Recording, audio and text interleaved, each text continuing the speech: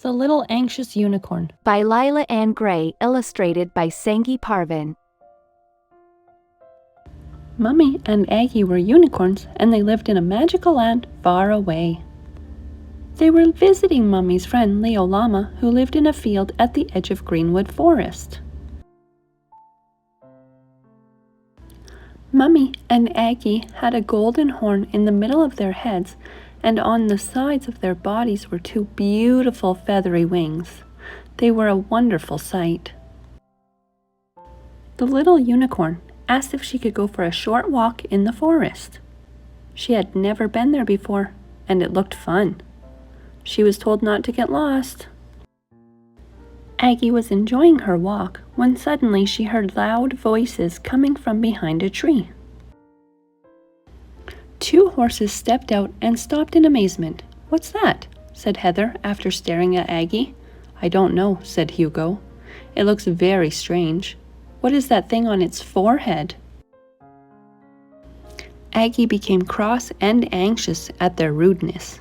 She swished her tail and she disappeared in a sparkly cloud. The horses let out a scream of fright and fled back to their field as fast as they could. Aggie reappeared. "That was a strange feeling. That's never happened before.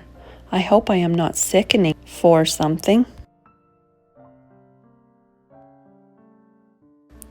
Aggie continued her walk in the forest.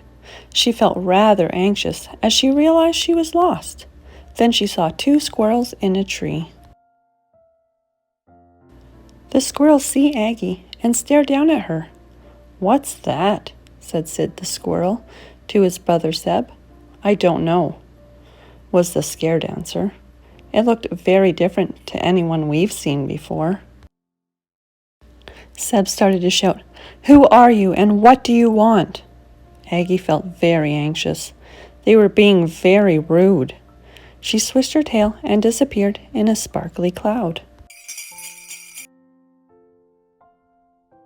Sid and Seb had such a fright, they raced up the tree. Sid cried, "That's really strange. Let's go home."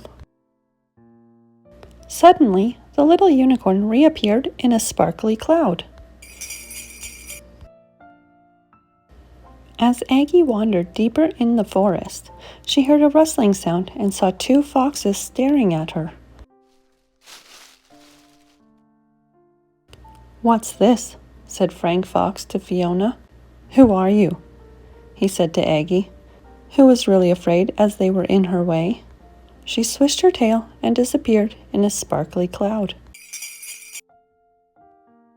Frank and Fiona had such a fright, they hurried away and Aggie reappeared in a sparkly cloud. "1 minute I am here," muttered Aggie to herself, "and the next I am not. What's happening to me?" Aggie walked on when suddenly a ball of prickles rolled across her path, scattering leaves everywhere. "What is that?" said Aggie nervously. "This is such a strange place." The ball of prickles turned into a hedgehog. "Hello, I'm Henry," he said. "I haven't seen you before." Henry smiled at Aggie. Aggie quickly introduced herself to Henry and explained she was lost. Then she told him about the rude and unkind others she had met. They didn't seem to like her because she looked different. "Everyone is different in their own way," explained Henry. "Tell me all about it." Aggie went on to say how she kept disappearing and reappearing, and she didn't know why, and she started to cry. While Aggie was talking to Henry, she began to feel very anxious and suddenly she disappeared. But this time she reappeared again quickly. Henry had by the time curled up in a ball. "Why did you just curl up into a ball?" asked Aggie.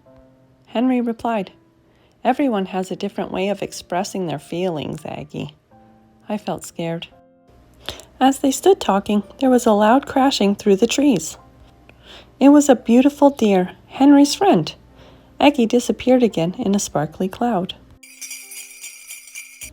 Henry told Dawn the deer all about Aggie and her disappearing and reappearing. Then suddenly, Aggie was back. "I think you swish your tail and disappear when you're anxious, Aggie," said Dawn thoughtfully.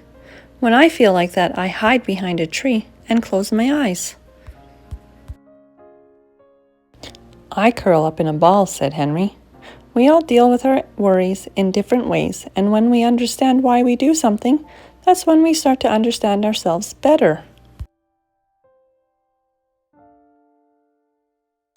"You'll meet all sorts of people," said Dawn gently. "You can't be friends with everyone, but you can always be kind, so you won't be like the ones who were not so nice." Dawn and Henry helped Aggie to find her inner happiness that day as they led her along the path out of Greenwood Forest to find her mommy. Sometimes Aggie and her mummy would come back to visit Leo the llama and Dawn. Henry and Aggie were often seen walking together.